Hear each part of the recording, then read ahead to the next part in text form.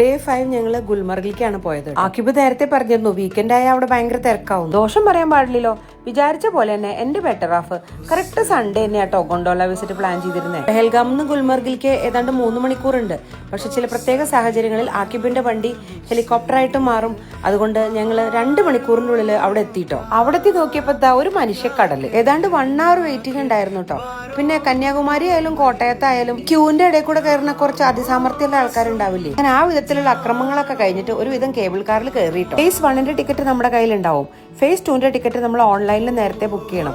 അല്ലെങ്കിൽ തിരക്കാണെങ്കിൽ ചിലപ്പോൾ ടിക്കറ്റ് കിട്ടില്ല. ഫേസ് 2 ഞങ്ങൾ കേബിൾ കാറിലല്ല പോയത്, ചെയർ കാറിലാണ് പോയത് കേട്ടോ. 14,000 feet above സീ ലെവലുള്ള ആ വ്യൂ ശരിക്കും ബ്രെത്ത് ടേക്കിംഗ് തന്നെയാണ്. ഒക്കെ കഴിഞ്ഞപ്പോ ഒരു ചായ കുടിക്കാന്ന് വിചാരിച്ചു. 2 ബ്രെഡ് പക്കോടയുടെ വില 200 രൂപ. വെറുതെ അല്ല പറയണേ ഓൾട്ടിറ്റ്യൂഡ് കൂടുമ്പോൾ ഓക്സിജൻ കുറയുന്ന. ഇവിടുത്തെ സ്നാക്സിന്റെ ഒക്കെ വില കണ്ട ഓക്സിജൻ കുറഞ്ഞ് ഹാർട്ട് അറ്റാക്ക് വന്നില്ലെങ്കിലേ ഉള്ളൂ. പിന്നെ കശ്മീരിലുള്ള ഡ്രൈവേഴ്സും ഗൈഡ്സിന്റെ ഒക്കെ ഒരു ഗുണമുണ്ട്. അടിപൊളി റീൽ എടുത്തു തരും കേട്ടോ.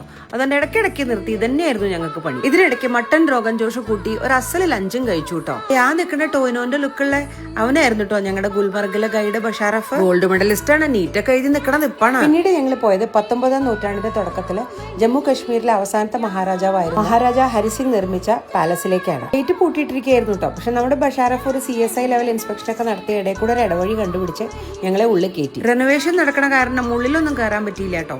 അവിടെയൊക്കെ നടന്ന് കുറച്ച് ഫോട്ടോയും വീഡിയോ ഒക്കെ എടുത്തിട്ട് ഇങ്ങോട്ട് പോന്നു.